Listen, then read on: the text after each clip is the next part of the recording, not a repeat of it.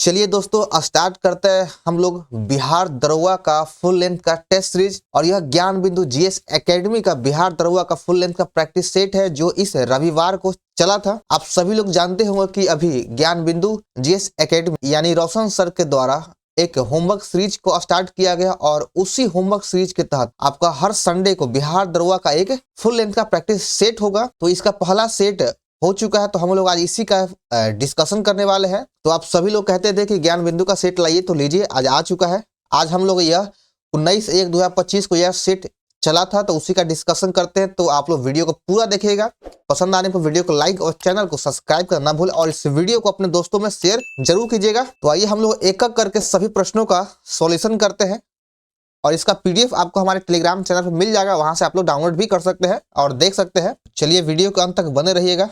आइए देखते हैं पहला प्रश्न। और ये पहला सेट था तो थोड़ा लेट हुआ है, लेकिन अगली बार से आपको संडे को जो सेट होगा हम मंडे को वह वीडियो आपको मिल जाएगा, उस सेट का और पीडीएफ भी साथ में मिल जाएगा। ठीक है, तो इस बार सिर्फ लेट हुआ है। तो चलिए देखते हैं पहला प्रश्न। फायर ऑन द गंगा जो पुस्तक है यह किसके द्वारा लिखा गया है? तो ये पुस्तक का सिर्फ आधा ही नाम है, पूरा नाम इस पुस्तक का है fire on the Ganga life among the dead in Banaras. ये जो पुस्तक यह राधिका अयंगर के द्वारा लिखा गया है।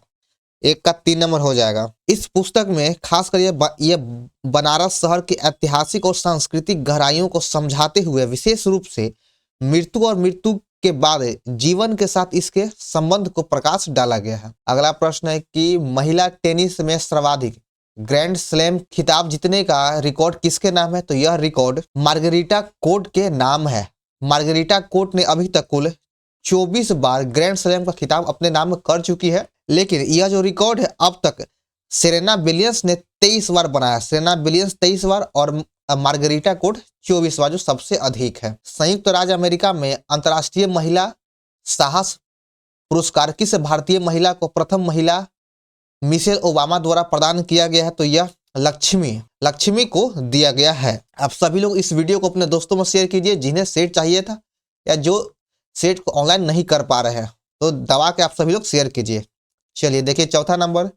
संयुक्त राष्ट्र के द्वारा विश्व विकास सूचना दिवस प्रतिवर्ष किस तिथि को मनाया जाता है? तो यह विश्व विकास सूचना दिवस प्रतिवर्ष 24 अक्टूबर को मनाया जाता है। इस दिन का उद्देश्य जो है दुनिया भर में विकास के मुद्दे और वैश्विक सहयोग के महत्व के बारे में जागरूकता बढ़ाना है। हिमाचल प्रदेश की विशिष्ट नृत्य परंपरा कौन सी है? तो नाट्य हो जाएगा सही उत्तर। नाट्य जो है यह हिमाचल प्रदेश की विशिष्ट नृत्य परंपरा है। अब चलिए एक नजर ऑप्शन पर देख लेते हैं। डंडाली नृत्य तेलंगाना राज्य का है। चेराव यह मिजोरम राज्य का नृत्य है। बिहू आप सभी लोग जानते हो यह असम राज्य का लोक नृत्य है। बौद्ध धर्म के प्रसिद्ध अनुयायी सारिपुत्र का जन्म स्थान कहाँ है? सारिपुत्र का जन्म स्थान नालंदा में है। 6 का 1 नंबर हो जाएगा नालंदा। मगध साम्राज्य का वह राजधानी कौन सी थी जो चारों ओर से पहाड़ियों से घिरा हुआ है? तो मगध का उस राजधानी को बताना है जो चारों ओर से पहाड़ियों से घिरा हुआ है, तो वह हो जाएगा राजगीर, जो चारों तरफ से अपने पहाड़ी से घिरा हुआ है। अगला प्रश्न देखिए। भारत के पहले राष्ट्रपति श्री राजेंद्र प्रसाद को किस नगर पालिका का चेयरमैन निर्वाचित किया गया था? तो आप सभी लोग जानते हो कि जो हमारे भारत के पहले राष्ट्रपति थे डॉक्टर राजेंद्र प्रसाद, उनका संबंध बिहार से है और इनको पटना नगर पालिका का चेयरमैन निर्वाचित किया गया था। बिहार सोशलिस्ट पार्टी के संस्थापक कौन थे? बिहार सोशलिस्ट पार्टी का संस्थापक पूछ रहा, तो इसके संस्थापक फूलन प्रसाद वर्मा हो जाएंगे। और हम इसके पहले जो भी हम दरोगा का सेट करवा रहे हैं उसमें भी यह प्रश्न था कि बिहार सोशलिस्ट पार्टी के संस्थापक कौन है? तो फूलन प्रसाद वर्मा। बिहार का कौन सा हवाई अड्डा नेपाल जाने के लिए उपयोग किया जाता है? तो नेपाल जाने के लिए रक्सौल हवाई अड्डे का उपयोग किया जाता है। 2 नंबर हो जाएगा। भारत रत्न और रेमन मैग्सेसे पुरस्कार दोनों प्राप्त करने वाले पहले कर्नाटक संगीतकार कौन है? तो उस पहले कर्नाटक संगीतकार का नाम हो जाएगा, आगे ऑप्शन को देख लेते हैं। उस संगीतकार का नाम है MS सुब्बालक्ष्मी, जिन्हें ये दोनों अवार्ड दिया गया है। विश्व का पहला उपग्रह जो ग्रीन गैस की निगरानी के लिए भेजा गया था किस देश के द्वारा लॉन्च किया गया है? इसको जापान के द्वारा लॉन्च किया गया है, जो ग्रीन हाउस गैस की निगरानी के लिए भेजा गया है। यह जापान के द्वारा लॉन्च किया गया है और इसे जापान ने 2009 ईस्वी में लॉन्च किया था। कौन व्यक्ति आनंद वन की स्थापना के लिए प्रसिद्ध है, जो लेप्रोसी यानी कुष्ठ रोग के पीड़ित के लिए एक आश्रय स्थल था। तो इसकी स्थापना बाबा आमटे के द्वारा किया गया है। बाबा आमटे ने ही आनंद वन की स्थापना किया और यह एक प्रसिद्ध स्थल है जो महाराष्ट्र के वर्धा जिले में यह स्थित है। व्यापार एवं माल निशान एक्ट कब पारित किया गया था? ये जो एक्ट है इसे 1958 ईस्वी में पारित किया गया है। व्यापार एवं माल निशान एक्ट 1958 ईस्वी में पारित किया गया है।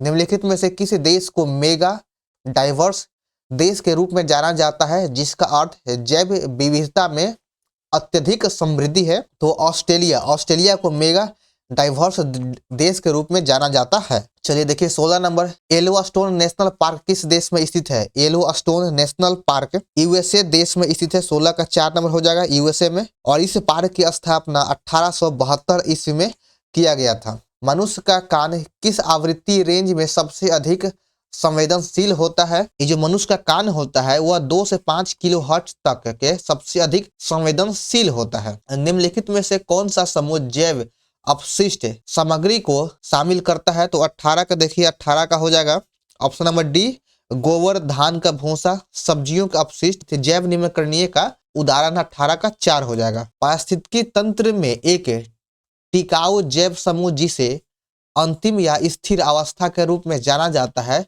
क्या कहलाता है? तो इसे चरम अवस्था या फिर क्लाइमैक्स कहा जाता है। चरम अवस्था या क्लाइमैक्स कहा जाता है। नागरिकता की शर्तों और पात्रता को निर्धारित करने वाली संस्था कौन सी है? तो उस संस्था को संसद कहते हैं। संसद है जो नागरिकता की शर्तों और पात्रता को निर्धारित करता है। भारतीय संविधान के एक्ट या अनुच्छेद 11 के अनुसार नागरिकता से संबंधित कानून बनाने का अधिकार संसद को है। संसद ने 1955 में नागरिकता अधिनियम पारित किया था। चलिए आगे देखिए, कौन सा निकाय मौलिक अधिकारों के निलंबन का आदेश दे सकता है? मौलिक अधिकारों के निलंबन का आदेश केवल एकमात्र राष्ट्रपति ही दे सकते हैं। 21 का 1 हो जाएगा। जब हमारे देश में अनुच्छेद 359 के अनुसार जब देश में राष्ट्रपति शासन लागू होता है, और राष्ट्रपति शासन का उल्लेख अनुच्छेद 352 में है, तो जब अनुच्छेद 359 के अनुसार देश में राष्ट्रपति शासन लागू होता है, यानी राष्ट्रीय आपातकाल लागू होता है, तो राष्ट्रपति मौलिक अधिकारों के निलंबन का आदेश जारी कर सकते हैं। राष्ट्रपति शासन अनुच्छेद 356 में है और वित्तीय आपातकाल अनुच्छेद 360 में है। स्वतंत्र भारत के पहले राष्ट्रपति किस राज्य के निवासी थे? तो स्वतंत्र भारत के पहले राष्ट्रपति डॉक्टर राजेंद्र प्रसाद है, जिनका संबंध बिहार से है, वो बिहार के व्यक्ति थे। चलिए देखिए अगला प्रश्न कि भारत की पहली आर्थिक जनगणना कब आयोजित की गई थी, जिसमें लक्षद्वीप को छोड़कर संपूर्ण देश के राज्यों या केंद्र शासित प्रदेश के सहयोग से जनगणना किया गया था? तो यह सर्वप्रथम 1977 में किया गया था, सिर्फ लक्षद्वीप को छोड़ दिया गया था। 52वें संविधान संशोधन अधिनियम 1985 के द्वारा भारतीय संविधान के कौन सी अनुसूची को जोड़ा गया है? 52वां संविधान संशोधन जो 1985 में हुआ, इसके तहत हमारे संविधान में 10वीं अनुसूची को जोड़ा गया, जिसका संबंध दल बदल से है। भारत की स्वतंत्रता प्राप्ति के समय इंग्लैंड में किस पार्टी की सरकार था? जब भारत को स्वतंत्रता प्राप्ति हुआ तो उस समय इंग्लैंड में लेबर पार्टी का सरकार था। 25 का 3 नंबर हो जाएगा। और भारत को आजादी 15 अगस्त 1947 को प्राप्त हुआ था। यहाँ से एक चीज और पूछता है कि जब भारत को आजादी मिला उस समय इंग्लैंड का प्रधानमंत्री कौन था? तो उस समय वहां का प्रधानमंत्री क्लेमेंट एटली था, जो लेबर पार्टी से संबंधित है। भारत के संविधान के निर्माण के दौरान संविधान सभा का अध्यक्ष कौन था? तो संविधान सभा का अध्यक्ष उस समय डॉक्टर राजेंद्र प्रसाद थे। जब संविधान के निर्माण के समय संविधान सभा का अध्यक्ष राजेंद्र प्रसाद थे, जो भारत के पहले राष्ट्रपति भी हैं। यदि लोकसभा के अध्यक्ष और उपाध्यक्ष दोनों अनुपस्थित हो तो संसद की संयुक्त बैठक की अध्यक्षता कौन करता है? देखिए संयुक्त बैठक जो होता है यह राष्ट्रपति के द्वारा बुलाया जाता है और इसका उल्लेख अनुच्छेद 108 में है। संयुक्त बैठक की अध्यक्षता लोकसभा के अध्यक्ष, अगर अध्यक्ष नहीं है तब उपाध्यक्ष करेगा, लेकिन अगर दोनों नहीं है तब कौन करेगा? तब राज्यसभा के उपसभापति इस बैठक की अध्यक्षता करेगा। और राज्यसभा के उपसभापति इसकी बैठक की अध्यक्षता करेगा। इसका उल्लेख अनुच्छेद 118 के 2 क्लाउज 2 में दिया गया है। चलिए आगे देखिए कि भारत में पहली बार राष्ट्रीय आपातकाल के उद्घोषणा के समय कौन देश के राष्ट्रपति थे। जब भारत में पहली बार राष्ट्रीय आपातकाल लागू किया गया तब उस भारत के राष्ट्रपति डॉक्टर एस राधाकृष्णन थे। 28 का 2 नंबर हो जाएगा। देखिए भारत में पहली बार राष्ट्रीय आपातकाल 1962 में भारत चीन युद्ध में लागू किया गया था, तो उस समय एस राधाकृष्णन राष्ट्रपति थे। संविधान के 73वें संशोधन के तहत पंचायतों को निर्दिष्ट किए गए कार्य की सूची का वर्णन कीजिए। तो इसको जो है पंचायत को 11वीं सूची में रखा गया। 29 का 1 नंबर हो जाएगा 11वीं सूची में, और नगर पालिका को 12वीं सूची में रखा गया है। आगे देखिए कि भारतीय संविधान में नागरिकों के मूल कर्तव्यों का उल्लेख किस अनुच्छेद में किया गया है। नागरिकों के मूल कर्तव्यों का उल्लेख अनुच्छेद 51 के 1 में किया गया है, और इसका उल्लेख भाग 4 के क में किया गया है, और अनुच्छेद 51 के ए या क कह सकते हैं। चलिए आगे देखिए, हरित क्रांति के दौरान निम्नलिखित में से कौन सा परिवर्तन भारत में देखा गया था। तो हरित क्रांति के दौरान भारत में खाद्य उत्पादों में आत्मनिर्भरता की वृद्धि हुई थी। तो 31 का 1 नंबर सही हो जाएगा। ये जो हरित क्रांति था वो यह 1960 के दशक में चालू किया गया था या फिर चलाया गया था। उस सेट को क्या कहा जाता है जो उन सभी बंडलों का संग्रह होता है जिन्हें उपभोक्ता अपनी आय के साथ विद्यमान बाजार कीमतों पर खरीद सकता है, तो उसे बजट कहा जाता है। 32 का हो जाएगा 4 नंबर बजट।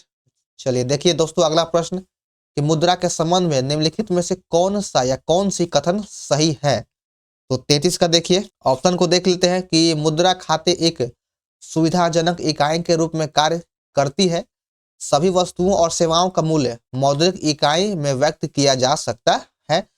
तो 33 का ऑप्शन 2 हो जाएगा। इसमें ए और बी दोनों सही है, दोनों सही है यह। चलिए देखिए 34 बेरोजगारी दर की गणना किसके अनुपात के रूप में किया जाता है। बेरोजगारी दर की गणना बेरोजगार श्रमिकों और श्रम बल के अनुपात से निकाला जाता है या फिर इसकी गणना किया जाता है। 34 का 1 हो जाएगा। अगला प्रश्न है कि भारत में सूक्ष्म वित्त संस्था के द्वारा गठित समूहों में से कौन सा समूह नहीं है। तो 35 का देख लीजिए। 35 का आंसर हो जाएगा ऑप्शन ए शहरी मॉडल बैंक। यह भी जो हम पहले क्वेश्चन बैंक करवाए हैं बिहार दरोगा का, उसमें भी यह सेट आ चुका था। अगर आप डेली अगर सेट देखते होंगे तो उसमें आपको यह प्रश्न मिला होगा, जिसका शहरी मॉडल बैंक सही उत्तर होगा। चलिए देखिए 36 नंबर भारत में गरीबी रेखा का निर्धारण कौन करता है। तो भारत में गरीबी रेखा का निर्धारण योजना आयोग अब नीति आयोग करता है। पहले योजना आयोग था लेकिन 2014 के बाद इसको हटा दिया गया और अब नीति आयोग आ चुका है, और यही गरीबी रेखा का निर्धारण भी करता है। तो 36 का 4 हो जाएगा। सकल घरेलू उत्पाद प्लस विदेशों से प्राप्त निवल कारक आय बराबर क्या होता है। तो सकल घरेलू उत्पाद प्लस विदेशों से प्राप्त निवल कारक आय, अगर दोनों को जोड़ दिया जाए तो इसे सकल राष्ट्रीय उत्पाद हमें प्राप्त होता है। 37 का 3 है। आगे देखिए तारे मुख्यतः किससे बने होते। तो ये जो तारा है यह मुख्यतः हाइड्रोजन और हीलियम का बना होता है। 38 का 3 हो जाएगा हाइड्रोजन और हीलियम। भारत में रबी फसल किस अवधि में उगाई जाती है। तो भारत में रबी फसलें जो है यह अक्टूबर से मार्च महीने में उगाया जाता है। ऑप्शन नंबर 4 हो जाएगा अक्टूबर से मार्च। और अब जो है कुछ दिनों के बाद रबी फसलों की कटाई का समय आने वाला है। तो चलिए देखते हैं अगला प्रश्न कि भारत का सबसे लंबा रेलवे प्लेटफॉर्म किस रेलवे स्टेशन पर स्थित है। तो भारत का सबसे लंबा रेलवे प्लेटफॉर्म गोरखपुर में है, गोरखपुर प्लेटफॉर्म पे है। तो 40 का 2 हो जाएगा।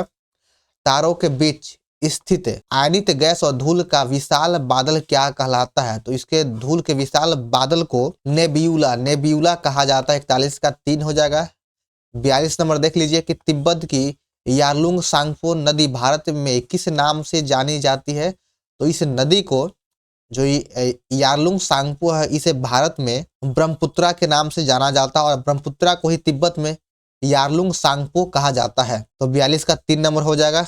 चलिए आगे देखिए कि तारामती चोटी जो अपने प्राकृतिक सौंदर्य और ऊंचाई के लिए जानी जाती है भारत के किस राज्य में स्थित है। तो तारामती चोटी यह भारत के महाराष्ट्र राज्य में स्थित है। 43 का 4 नंबर हो जाएगा महाराष्ट्र, और यह महाराष्ट्र के सबसे ऊंची चोटी में से एक है, और यह ट्रैकिंग के लिए बहुत ही लोकप्रिय स्थान है। आजकल ट्रैकिंग होता है पहाड़ों पर, तो उसके लिए लोकप्रिय स्थान है तारामती चोटी। बल्लारी, चित्रदुर्ग, चिकमंगलुरु और तुमकुरु बेल्ट जो कर्नाटक राज्य में स्थित है, मुख्य रूप से किस खनिज के भंडारण के लिए यह जाना जाता है? तो ये जो क्षेत्र है इसमें सबसे अधिक लौह अयस्क का भंडारण है, तो इसी के लिए जाना जाता है बेल्लारी क्षेत्र। चलिए देखिए 45 नंबर की, एल्युमिनियम सिलिकेट से भरपूर चट्टाने के अपघटन के फलस्वरूप बनने वाले खनिज अयस्क में से कौन सा मुख्य रूप से अवक्षेपित होता है?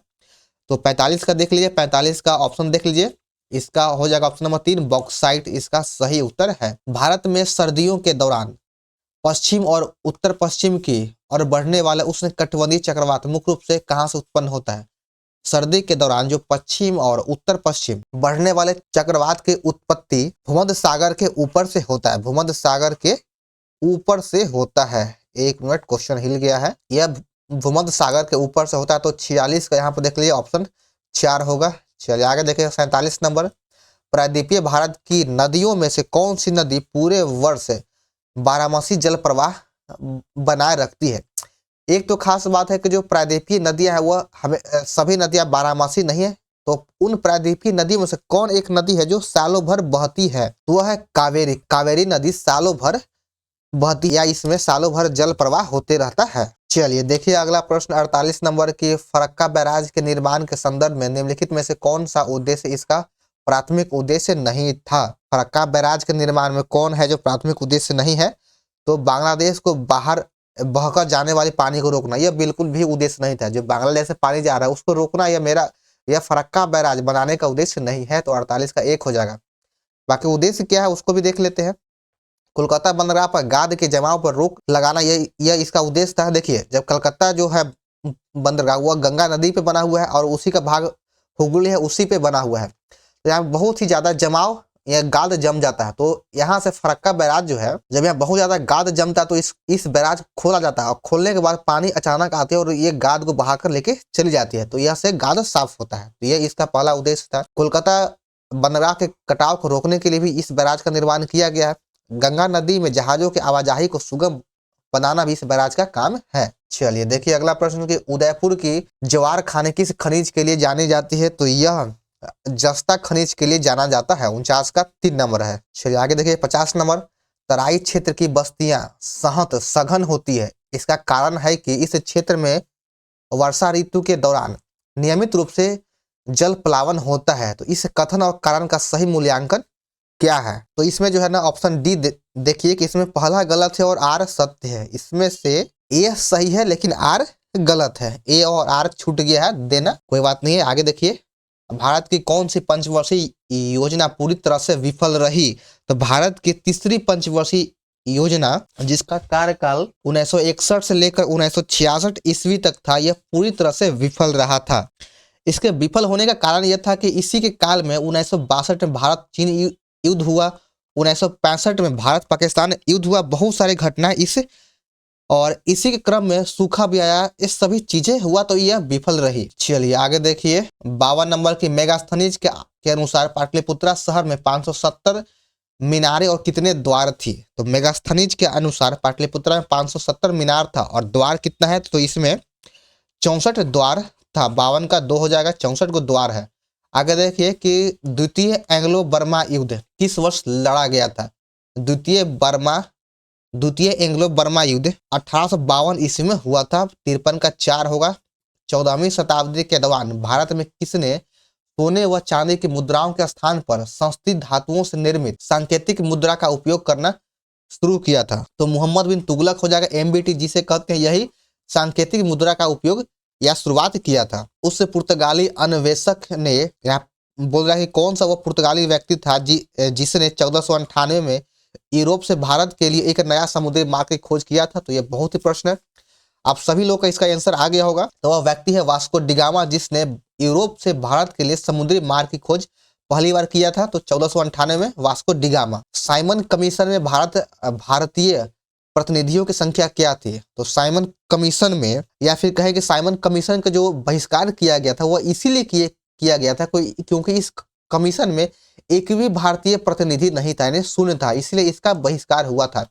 साइमन कमीशन का गठन 1927 ईस्वी में किया गया था और यह भारत आगमन 3 फरवरी 1928 ईस्वी का इसका भारत में आगमन हुआ था। और साइमन कमीशन ने अपना रिपोर्ट 1930 ईस्वी में दिया था। भारत छोड़ो आंदोलन 1942 के दौरान ग्वालियर टैंक के बॉम्बे में भारतीय राष्ट्रीय ध्वज फहराने के लिए किसको याद किया जाता है? तो उस समय जो ध्वज फहराए थे या जिन्हें ध्वज फहराने के चलते याद किया जाता है वो थे अरुणा आसफ अली। तो 57 का 3 नंबर हो जाएगा। अरुणा आसफ अली ये सही आंसर है। आगे देखिए, चटगांव शस्त्रागार छापे 1930 से जुड़ा हुआ वो व्यक्ति कौन है? तो उस व्यक्ति का नाम हो जाएगा अधेंद्रु दस्तीदार।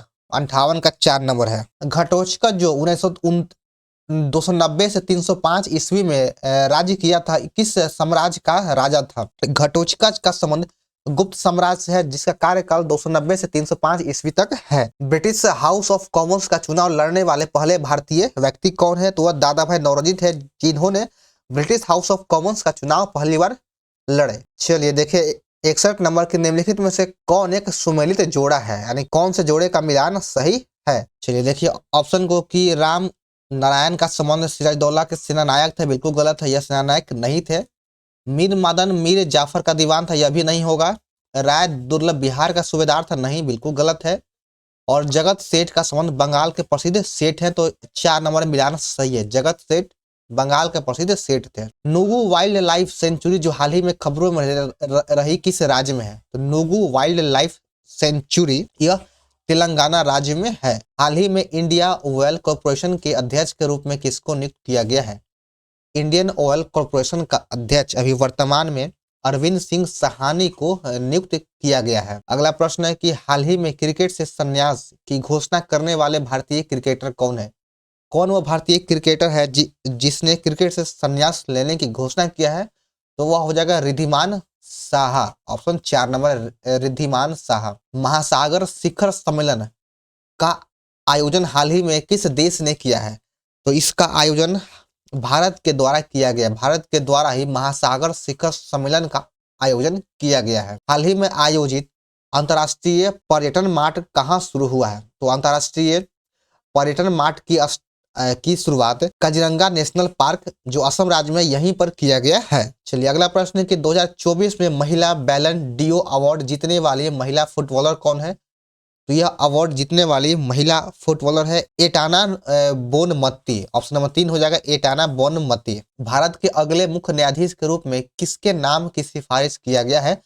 तो भारत के अगले मुख्य न्यायाधीश के रूप में जस्टिस संजीव खन्ना को नामित किया गया। और यह संजीव खन्ना भारत के अभी वर्तमान में भारत के मुख्य न्यायाधीश संजीव खन्ना ही है। वर्ल्ड जस्टिस प्रोजेक्ट के 2024 रूल ऑफ लॉ इंडेक्स में भारत की रैंकिंग क्या है? यानी 2024 के रूल ऑफ लॉ इंडेक्स में भारत का रैंकिंग 79 है, तो 69 का 3 हो जाएगा सही उत्तर। आगे देखिए कि नेस्ले इंडिया के नए एमडी के रूप में किसे नियुक्त किया गया है? तो नेस्ले इंडिया के नया एमडी मनीष तिवारी को नियुक्त किया गया है। चलिए बढ़ते हैं अपने अगले प्रश्न की ओर। देखिए 71 नंबर। अब आयोडीन की कमी कारण होने वाला रोग कौन सा है? तो आयोडीन की कमी से होता है कौन सा रोग होता है? तो वह गंडमाला रोग होता है। जो गले के जो बीमारी होता है वह आयोडीन की कमी से होता है। मानव में पित्त का स्राव कहाँ होता है? तो बहुत ही सिंपल प्रश्न है कि मानव में पित्त का स्राव यकृत से होता है। इस प्रश्न को खासकर ध्यान से आप लोग देखिएगा कि मानव जो पित्त का जो स्राव होता है वो यकृत से होता है। लेकिन अगर बोलेगा कि जमा कहाँ होता है, तो वह जमा पित्ताशय में होता है। इसको ध्यान रखना है। पराग कण कहाँ पाए जाते हैं? तो पराग कण पराग कोश में पाया जाता है। ऑप्शन नंबर 3 हो जाएगा। ये जो भी प्रश्न है ये सभी प्रश्न पहले भी हम करवा चुके हैं, और बिहार एसएससी का भी सेट चल रहा है, उसमें भी कई बार ये प्रश्न रिपीट होते रहता है। तो बिहार एसएससी का भी सेट को जरूर देखिएगा। चलिए आगे देखिए कि मानव शरीर में यकृत कहाँ स्थित होता है?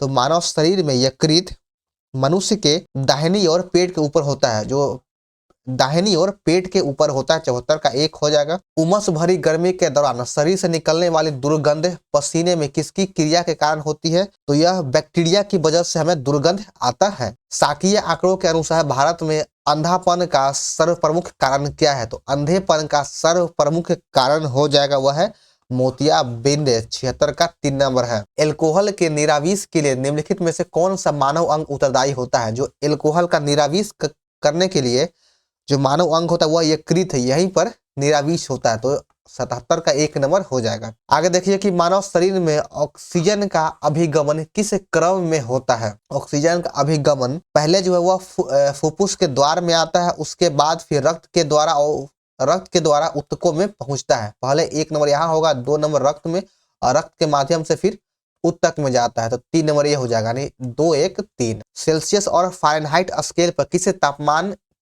एक समान पठन को दर्शाता है, तो -40 डिग्री सेल्सियस। -40 डिग्री जो है इसमें सेल्सियस और फ़ारेनहाइट दोनों समान हो जाता है, बराबर हो जाता है। पहाड़ से गिर रहे किसी पिंड में कौन सी ऊर्जा होती है। कोई वस्तु या फिर कोई भी वस्तु हो, जब वो पहाड़ से गिर रहा है तो उसमें गतिज ऊर्जा और स्थितिज ऊर्जा दोनों रहता है। जब किसी वस्तु का पहाड़ से ऊपर से छोड़िएगा तो पहले वो स्थितिज ऊर्जा में कमी आएगा और उससे गतिज ऊर्जा में वृद्धि होता चला जाएगा, तो 80 का 1 हो जाएगा। दोनों ऊर्जा रहती है। चलिए 81 नंबर है। इसमें कहा गया कि 1928 में किसने यह खोज किया कि जब रंगीन प्रकाश की किरण किसी द्रव में प्रवेश करती है तो उस द्रव के द्वारा प्रकिरणित प्रकाश का एक अंश भिन्न रंग का होता है। तो 81 का ऑप्शन नंबर 2 हो जाएगा। सीवी रमन के द्वारा यह खोज किया गया था और सीवी रमन को ही 1930 में नोबेल पुरस्कार भी दिया गया। रमन प्रभाव की वजह से इन्हें 1930 में नोबेल पुरस्कार दिया गया था। जब बल और विस्थापन के बीच का कोण कितना होता है तो कार्य का मान ऋणात्मक कहा जाएगा। बल और विस्थापन के बीच अगर 180 डिग्री का कोण बन रहा है तो कार्य जो मान हो जाएगा वह ऋणात्मक होता है, ऋणात्मक कार्य होता है। जब ताप दीप्त विद्युत बल्ब दीप्तिमान होता है तब विद्युत ऊर्जा का किस रूप में परिवर्तन होता है, तो विद्युत ऊर्जा का आंशिक रूप से प्रकाश ऊर्जा में और आंशिक रूप से ताप ऊर्जा में परिवर्तित होता है। जो विद्युत ऊर्जा होता है तो वह बल्ब में कुछ प्रकाश ऊर्जा भी परिवर्तित करता है, कुछ हीट भी उत्पन्न करता है, तो 83 का 2 होगा। निम्नलिखित कथनों पर विचार कीजिए। हृदय अपस्रव्य आवृत्ति पर कंपन करता है। ध्वनि की गति गैस में द्रव एवं ठोस की तुलना में अधिक होता है। मैक संख्या ध्वनि की गति वर्णित करने के लिए उपयोग में आता है और पराश्रव्य ध्वनि की आवृत्ति 20,000 हर्ट्ज से अधिक होता है। तो इसमें कह रहा है कि कौन सा कथन सही है, सही कथन का चुनाव करना है। तो इसमें दूसरा नंबर गलत है। देखिए, क्योंकि बोला कि ध्वनि की गति गैस में द्रव और ठोस की तुलना में अधिक होता है, बिल्कुल गलत है। ध्वनि का चार्ज सबसे अधिक ठोस में, फिर द्रव, फिर गैस में होता है। तो 2 नंबर गलत है, बाकी 3 सही है, 4 सही है और 1 भी सही है। तो इसमें से 1 3 4 सही, बाकी सिर्फ 2 गलत है। निम्नलिखित में से कौन सा अजैव निम्नकरणीय का उदाहरण है, तो 85 का हो जाएगा ऑप्शन नंबर 3।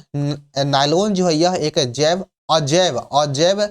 निम्नकरणीय एग्जाम्पल है। निम्नलिखित तत्वों में से कौन सा तत्व सबसे हल्का है जिसका परमाणु द्रव्यमान सबसे कम होता है, तो ऑप्शन के अकॉर्डिंग हाइड्रोजन सबसे हल्का है जिसका परमाणु द्रव्यमान सबसे कम होता है। न्यूलैंड की आवर्त सारणी में किन 2 तत्वों को एक ही स्थान स्लॉट में रखा गया था। न्यूलैंड के द्वारा ही अष्टक नियम दिया गया था। तो इस प्रश्न में कहा गया कि किन 2 तत्वों को एक ही स्लॉट में रखा गया है, तो कोबाल्ट और निकेल, इन दोनों को एक ही स्लॉट में रखा गया था। तो 87 का 3 नंबर हो जाएगा। चलिए देखिए अगला प्रश्न। आगे कहा गया है कि यदि धोवन सोडा की थोड़ी सी मात्रा में 1 ml तनु हाइड्रोक्लोरिक अम्ल मिलाया जाता है तो किस प्रकार का अभिक्रिया होता है, तो इसमें कार्बन डाइऑक्साइड गैस तेज बदबूदाहट के साथ बाहर निकलता है। तो इसका 3 नंबर हो जाएगा। आगे देखिए कि टॉर्च लाइट, विद्युत सेवर और अन्य साधकों में प्रयुक्त बैक्टीरिया के इलेक्ट्रोड में निम्नलिखित में से कौन सा युग्म समानता पाया जाता है, तो 89 का देखिए, 89 का ऑप्शन नंबर ए हो जाएगा। इसमें निकेल और कैडमियम पाया जाता है। सूची 1 2 को मिलान करना है, यहाँ पर देख लीजिए 90 में इसका मिलान करना है। BF5 इसका संबंध हो जाएगा टेट्राहेड्रल से, टेट्राहेड्रल हो जाएगा। BRF5 इसका संबंध स्क्वायर प्लेनर से हो जाएगा, 1 नंबर हो गया। BRF5 इसका संबंध हो जाएगा ट्राइगोनल बाई पिरामिडल से हो जाएगा और PF5 इसका संबंध स्क्वायर वाई पिरामिडल से हो जाएगा। तो 90 का हो जाएगा ऑप्शन नंबर 2, 1 का 2, बी का 1, सी का 4 और डी का 3। सॉरी यहाँ पे गलत हो चुका है, 1 मिनट इसको ठीक कर लीजिए। आंसर को यहाँ पर डी का 3 है, PF5 यहाँ पर ठीक कर लीजिए। यहाँ पर ये दोनों का मिस्टेक हो चुका है। PF5 का ट्राइगोनल बाई पिरामिडल हो जाएगा और BRF5 का स्क्वायर वाई पिरामिडल हो जाएगा। यदि किसी आयत की एक भुजा को 30% में वृद्धि होती है तो क्षेत्रफल को समान बनाए रखने के लिए दूसरी भुजा में कितने परसेंट की कमी करना होगा? तो इसमें 300/13% कमी करना होगा। 91 का 1 हो जाएगा। 250 का 46% कितना होगा? तो 250 का 46% यहाँ से निकाल लीजिए तो इसका हो जाएगा 115। सही उत्तर है। आगे देखिए 93 कि अनिल और विशाल ने क्रमशः 25,000 रुपये और 30,000 रुपये का निवेश किया। 3 महीने के बाद विशाल ने व्यापार में से शामिल होकर 30,000 रुपये निवेश किया। 3 महीने के बाद जो है ये विशाल ने व्यापार में शामिल होकर 30,000 का निवेश किया। वर्ष के अंत में उन्हें 19,000 का लाभ हुआ। तो इस लाभ में अनिल का हिस्सा कितना था? तो अनिल 12 महीना जो निवेश किया और विशाल ने सिर्फ 9 महीना ही निवेश किया है। तो इसमें अनिल का हिस्सा हो जाएगा 10,000 रुपया। ऑप्शन 1 नंबर हो जाएगा। चलिए देखिए 94 नंबर की यदि एक इनलेट पाइप 2 घंटे में एक टंकी को भर सकता है और एक आउटलेट पाइप टंकी को 3 घंटे में खाली कर सकता है तो दोनों पाइप एक साथ खोलने पर टंकी कितने समय में भर जाएगा? तो कुछ नहीं 1/2 माइनस 1/3 कर दीजिए। इसको हल कर दीजिए, आंसर आ जाएगा। तो इसमें 6 घंटे का समय लगेगा। यदि एक धनराशि ब्याज की दर 20 वर्षों में 3 गुना हो जाता है तो उसी साधारण ब्याज की दर से वह कितने वर्ष में 2 गुना होगा? तो जब साधारण ब्याज में गुना गुनी हो तो n1 - 1 बटा n2 - 1 बराबर t1 बटा t2 कर दीजिए, आंसर आ जाएगा। तो 20 में से 1 गया, सॉरी कितना गुना? 3 गुना हुआ है ना, तो 3 - 1 यानी 2 बटा और फिर बोला कि 2 गुना होगा तो 2 - 1 1 आ जाएगा। 20 बटा t2 का मान निकालना है तो 2 हो गया, 10 कट गया तो t2 का मान आ गया यानी समय 10 साल लगेगा। 95 का 2 नंबर। 96 देखिए कि यदि x² + px + q बराबर 0 तो मूल x अल्फा और बीटा हो तो अल्फा प्लस बीटा बटा अल्फा का मान क्या होगा? तो इसका मान हो जाएगा option number A p² - 2q बटा q। चलिए देखिए 97 नंबर में, और शायद दरोगा में एक्टिव ही पैसिव से ही प्रश्न पूछा जाता है। तो इसको देखिए, it is time for food to be eaten. तो 97 का ऑप्शन नंबर 4 हो जाएगा answer. Food is to be eaten now. इसको डायरेक्ट टू इनडायरेक्ट में चेंज करना है तो everybody said how well she sings. तो 98 का हो जाएगा ऑप्शन नंबर 3 हो जाएगा इसका सही आंसर।